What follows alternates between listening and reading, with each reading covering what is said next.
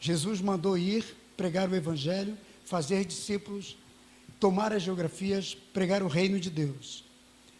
Então, quando eu vejo que a igreja está desviando para outros princípios que Deus não mandou, então eu entendo que é uma fuga, e a igreja deixa de cumprir a sua missão. Aí nós retardamos a volta de Jesus, não ganhamos a nossa geração, ficamos alimentando um grupo de evangélicos e não cumprimos a missão que nos foi dada, a missão da igreja, como representante do reino de Deus na terra, né? E nós não ganhamos pessoas, não evangelizamos, ficamos nos alimentando nessa retroalimentação de pequenos grupos, de ficarmos apenas nós, e não partimos para mudanças geográficas.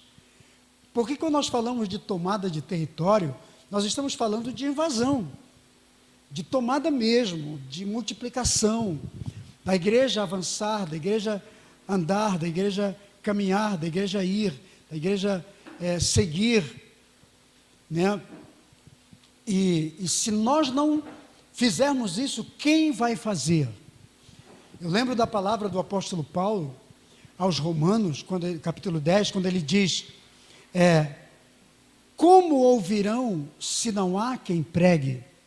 Né? Porque ele começa dizendo, a fé vem pelo ouvir a palavra de Deus. Quer dizer, as pessoas só vão ter fé em Deus ouvindo a palavra, sim ou não? Né? Então ele diz, como irão ter fé se não ouvem a palavra de Deus? Então não tem por que o mundo ter fé, as pessoas terem fé, se elas não ouvem a palavra, se é a palavra que gera fé, certo? Então Paulo diz, a fé vem pelo ouvir a palavra de Deus. Aí ele diz, mas como ouvirão se não há quem pregue? Não é? Se as pessoas precisam ter fé, elas precisam ouvir a palavra de Deus, mas se não tem quem anuncie a palavra de Deus, como essas pessoas vão ter fé? É ou não é? Então, como terão fé se não há quem pregue? Como ouvirão se não há quem pregue? E como pregarão se não há quem os envie, se não são enviados? Então, aqui nós vemos exatamente isso, uma ausência de fé no mundo por falta do anúncio da palavra. E a falta do anúncio da palavra é porque não tem pessoas ou disponíveis para fazer, ou pessoas que não estão sendo ensinadas, ou que não está sendo inserido isso, incutido isso, colocando isso como missão. Não é? Porque se a gente tem outros focos, se a gente tem outras missões, que não seja a de anunciar a palavra, então como vão se anunciar a palavra? Se não há quem pregue. E como pregarão se não forem enviados? Né? Então, se a pessoa não é enviada, como ela vai pregar? Então me parece que o envio aqui, porque a palavra enviar no grego é apostólico. Então a palavra apóstolo é enviado. Então a palavra enviar é apostolar. Então se não existe apostólico, se não existe apostolado, não existe envio, certo? Então eu vejo que é um conjunto de coisas aqui. Precisamos levar fé para o mundo, anunciando a palavra, e são os apostólicos que levam a visão, que levam essa palavra. Então, hoje, esta é a grande responsabilidade nossa. Eu e você estamos aqui, fomos salvos nessa geografia. Estou falando especificamente do Rio de Janeiro. Mas o pessoal que está aqui de Manaus, de Boa Vista, de outras localidades, Deus nos colocou a incumbência do apostólico, de enviarmos essa palavra. E só você pode levar essa palavra, ninguém mais, ninguém mais. Eu lembro de Lucas 9, quando um rapaz chegou para Jesus e falou assim: mestre, eu vou te seguir para onde o senhor quiser, para onde o senhor for. Jesus falou assim: ó, as raposas têm covis, as aves dos céus ninhos, mas o filho do homem não tem onde reclinar a cabeça. E o rapaz vazou, não aparece mais na Bíblia. Jesus falou assim, ó, ele queria dizer, quem me segue, quem decide me seguir, é meio que uma vida sem um destino definido, porque a gente vai para qualquer lugar, até os animais têm um local para voltar, para ficar, para repousar, mas quem me segue não, isso é uma metáfora que Jesus está falando. Quem me segue tem que seguir mesmo e tem que estar disposto a ir para qualquer lugar e viver de qualquer jeito. Quer dizer, dentro da permissão de Deus, obviamente. E quem me segue não deve seguir com aquela ideia de que vai ter uma vida legal e que vai poder construir um ninho para quando for na hora de descanso ficar lá. Mas eu descobri uma coisa também, que quando Jesus fala tanto da toca do covil da raposa, quanto do ninho da águia, da ave, tanto a toca quanto o ninho, ele tem apenas um significado. Sabe o que Jesus queria dizer? Que todos os que me seguem, o que ele queria dizer? Todos os que me seguem têm que ter um lugar para reprodução, para se reproduzir.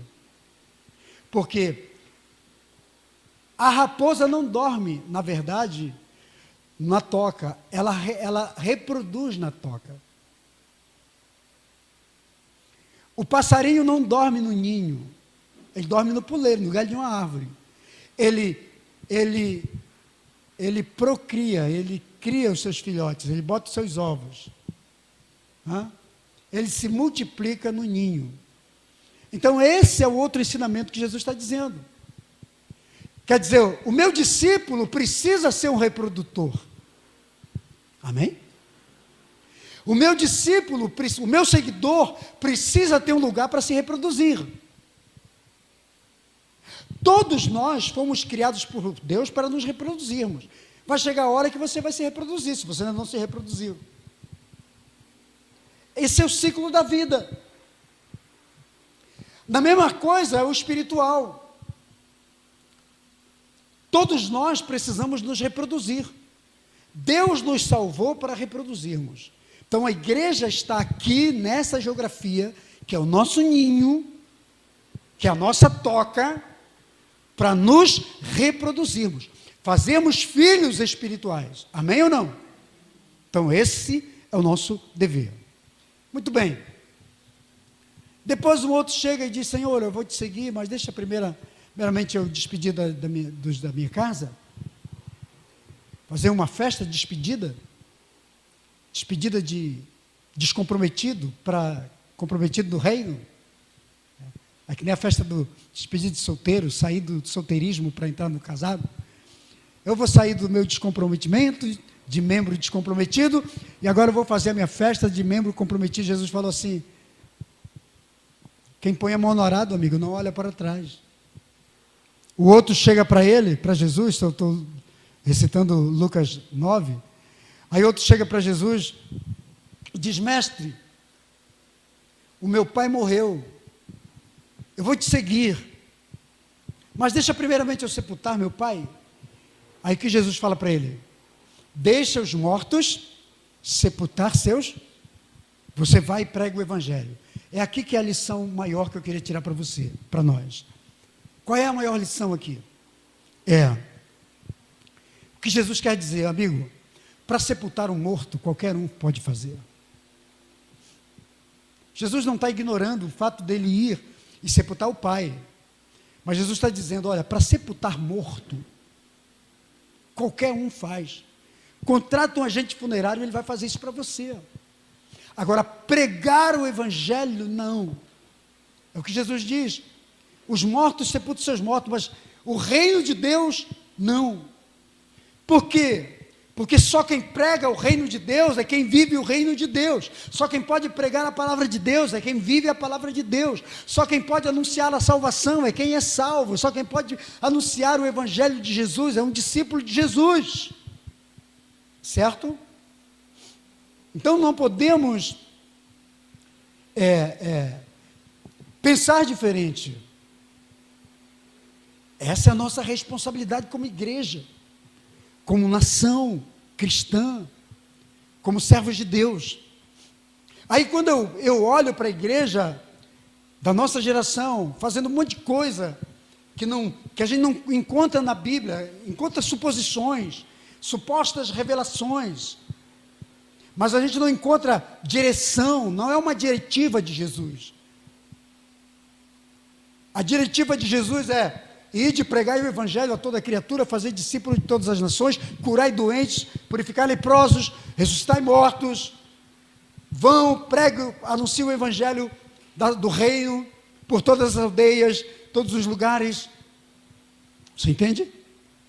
Então, esse é o ensinamento de Jesus. Aí a gente vai para a igreja, para as epístolas, para as cartas do Novo Testamento, a gente encontra os apóstolos fazendo as mesmas coisas, dando prosseguimento, dando continuidade à visão de Jesus. Você não encontra o apóstolo Paulo fazendo congresso de adoração. Você encontra princípios de adoração, sim, mas eles estão inseridos numa coisa, sabe qual? Cada vez que você serve a Deus, você está adorando a Deus. Cada vez que você ganha uma pessoa para Jesus, você está adorando a Deus, está servindo a Jesus. Amém ou não? Então, eu só queria dar essa pincelada para vocês nesse aspecto, para você entender que nós temos uma missão. Nós vamos falar um pouco mais sobre a missão da igreja, que não é especificamente a missão da Atos 2, mas da igreja de Jesus, na qual nós estamos inseridos. Não? Amém? Estamos inseridos como uma parcela, como uma parte, como um pedaço dessa igreja. Nós vemos hoje a igreja muito voltada para dentro do seu próprio contexto, do seu próprio mundo, do seu próprio universo. Eu já preguei aqui sobre 2 sistemas na Bíblia, sobre as 7 nações que ocupavam a terra de Canaã antes de Israel invadir a nação, que eram os ferezeus e os heveus. Eu chamo de sistema fechado e sistema aberto. Um é sistema muito fechado, muito tradicional, e outro sistema sem regras. Os ferezeus são considerados um sistema fechado. Eles tinham muitos muros altos, ninguém entrava, ninguém saía. A igreja da nossa geração, ela tem 2 extremos. Ou ela é muito tradicional, fechou as suas fronteiras, a sua porta, e não permite que ninguém entre, que ninguém saia. Cria doutrinas e tradições que impedem as pessoas de entrar. Viramos um sistema farisaico, que não permite a vida de algumas pessoas, porque nos julgamos muito santos. Ou criamos doutrinas que impedem essas pessoas de acesso, ou criamos um sistema de adoração e de servir a Deus que impede que as pessoas entrem, porque tem gente que não gosta e vai falar assim: eu vou ser crente para ser assim, louco, maluco, igual esses, né? Imagina uma pessoa livre, liberta, tranquila, aí vai para uma igreja daquelas que as pessoas são obrigadas a usar um roupão de saco, já viu? Manda fazer de qualquer jeito, e tem que andar na rua daquele jeito, querendo dizer que é santidade. Eu já falei sobre isso aqui, sobre essa ideia que a gente passa, cultural, né? Uma cultura que, às vezes, a gente está passando uma ideia, acha que está sendo bênção, mas não está, porque o ímpio não pode entrar. As pessoas que são libertas na mente vão dizer assim: eu vou entrar para a igreja para ser escravo disso? Você está entendendo o sistema ferezeu? Não, para a liberdade foi que Cristo nos chamou. Somos livres, sim ou não? Somos libertos. Então a tradição não pode nos impedir. E o que te faz ser santo não é uma roupa, o que te faz ser santo é o teu coração e tua mente.